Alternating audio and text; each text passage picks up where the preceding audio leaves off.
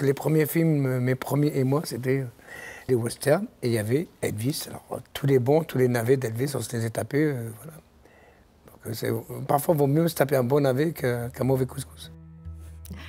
Rachita nous quittait le 12 septembre dernier en laissant inachevé un album qui s'habille désormais de l'adjectif posthume.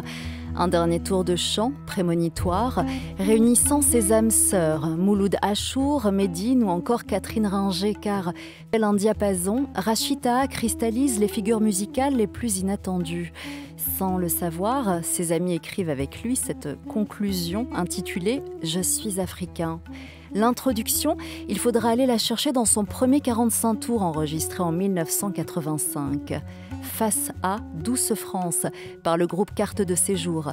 Une reprise encouragée par Charles Trenet lui-même. 1986, 100 000 disques sortis et distribués à la sortie du métro Assemblée nationale pour protester contre le code de la nationalité. Ce soir, FIP vous emmène entre 1985 et 2019, quand l'Afrique et la France dialoguent dans les poches de Rachita. FIP s'associe à vos envies et est très heureuse de célébrer la voix immortelle du crooner rebelle, cosmopolite, alsacien, oranais, lyonnais, parisien, anglophone, qui aimait les mots tordus. Il dirait sans doute ce soir « Kebab Beloula, vous allez dérailler ».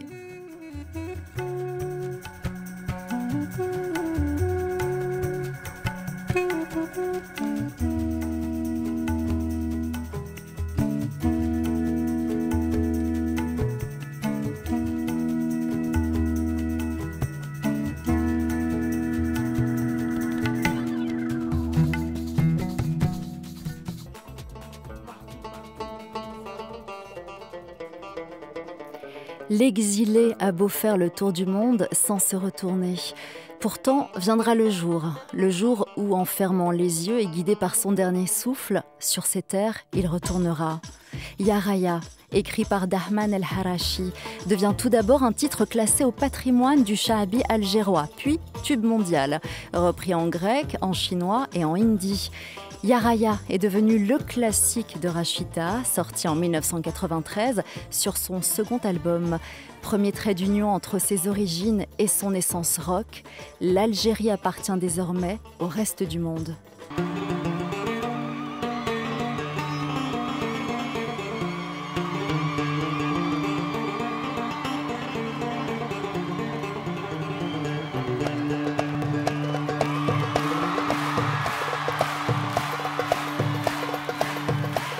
Et puis pour rompre sa solitude, il y a certainement une escale à Oran, la ville où tous les soleils abondent et où la lune ne passe jamais. Ouahran, à l'ouest de l'Algérie, est une sorte de pont suspendu entre l'Espagne et l'Afrique. Elle est libre, espagnole, rebelle, affranchie, effrontée. Elle est aussi muse de la musique raï. Oran a vu naître Faudel, Khaled, mais aussi la grande Cheikha Rimiti, figure féminine et féministe du raï. Ainsi, le groupe 1, 2, 3 Soleil s'affrontent comme l'étincelle naturelle. Une sorte de passion d'un soir où le raï et le rock se marient. Les voici sur FIP. Merci.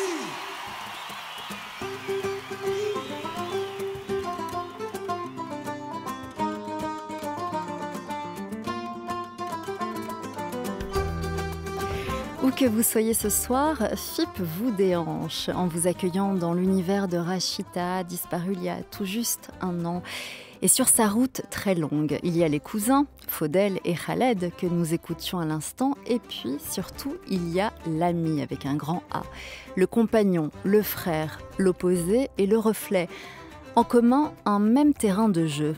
Des idées folles et des insomnies. Rue de Lappe, place de la Bastille, Rodolphe Burger et Rachita.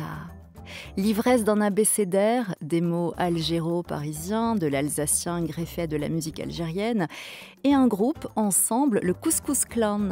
Algérien à dire, algérien à déclarer, c'est avec ces titres que Rodolphe Burger rendra hommage à son frère, Rachita, le 25 septembre prochain à la Filature de Mulhouse et au bras de FIP.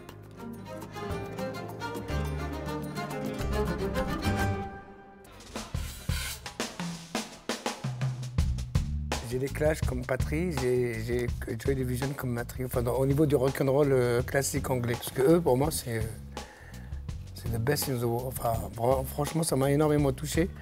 Puis je fréquentais pas mal de groupes un peu punk, je fréquentais à une époque aussi Marie et les garçons, Electric Calas, il y avait ce côté que j'aimais bien déjà avec les Clash ou avec toute cette scène anglaise.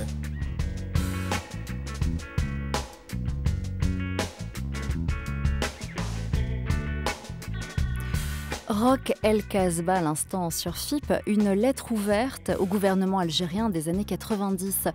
Roch El Casbah, c'est avant tout l'une des pépites signée The Clash en 1982 qui dénonce en miroir cette fois-ci l'interdiction du rock en Iran. C'est d'ailleurs un des titres du paysage anglo-saxon que Rachita a su faire sien, car c'est certainement dans le rock anglais que Rachita a pu vivre au présent en racontant son urgence personnelle. Comme s'il fallait se réaliser ailleurs qu'en France et en Algérie. 12 septembre 2018, il y a presque un an. À la disparition de Rachita, les titres britanniques consacrent leur première page à ce titre, mort d'un des plus grands artistes de la scène rock française après Johnny Hallyday.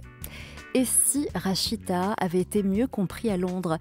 C'est ce que l'exposition de la Porte Dorée Paris-Londres Musique Migration nous laisse entendre en filigrane.